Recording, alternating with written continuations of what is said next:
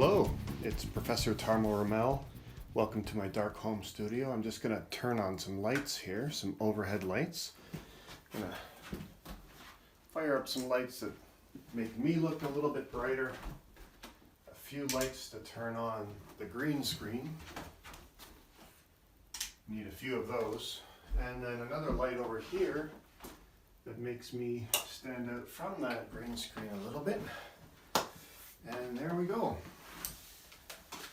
So welcome to Geography 2340, Introduction to Geoinformatics. This is going to be my home studio where I come live to you. Well, not really quite live, but we're going to be giving our lectures and our talks from here. And as you see, this background is kind of boring, so let's fix that a little bit.